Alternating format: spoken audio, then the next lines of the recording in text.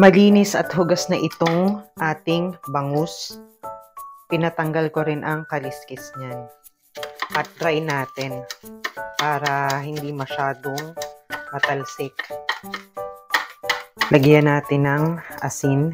Hindi na ang paminta. Pagka ako hindi na. Pero kung gusto nyo ay okay lang. Kasi ang paminta kapag piniprito nasusunog.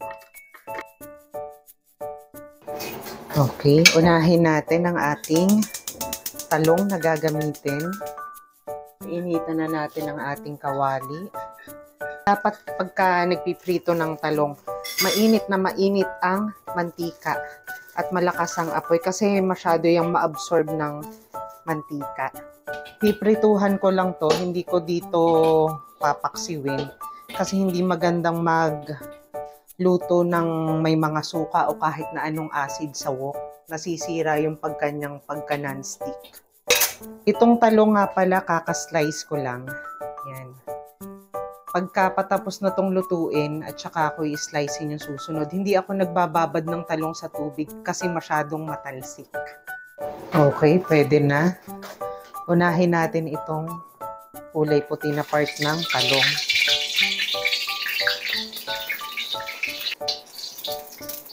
Baliktarin na natin kapag nagbabrown na siya. Yan, ganito dapat. Pagka ganyang hindi na pumipitik-pitik ang talong, ahunin na natin. Lagay natin sa pinggan na may paper towel para ma-absorb ang oil. Ngayon naman, prituhin na natin ang ating bangus. Ang apoy niyan ay medium heat lang para lutong-luto ang ating bangus. Okay, medyo nananahimik na yung ating bangus. Papatayin ko na ang apoy kasi golden brown na. Okay, bubuhayin ko na ulit ang apoy at tatakpan. Pagka nahimik na, pwede na.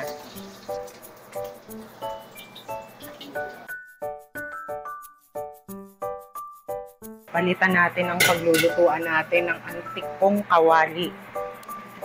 Lagyan natin ng konting mantika. Yung pinagpritusan ay okay na. Okay, mainit na. Ilagay na natin ang ating sibuyas. Sunod natin ang bawang. Lagyan na natin ng tubig.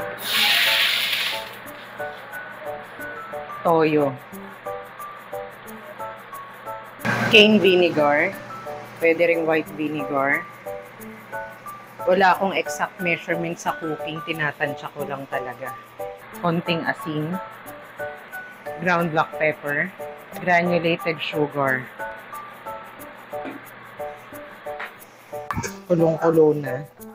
Ilalagay na natin ngayon ang ating bangus at talong. Diyan muna sila. Pagka na-reduce na yung kanyang sabaw, ay ilalagay pa tayo dyan. Okay, tikman muna natin para alam natin kung saan tayo mag-a-adjust. Okay, ngayon, patayin na natin ang apoy at ilagay natin ang bell pepper. Yan ay para hindi ma-overpower ng bell pepper ang ating iba pang sangkap. At para mas masarap din kainin, malutong-lutong ba?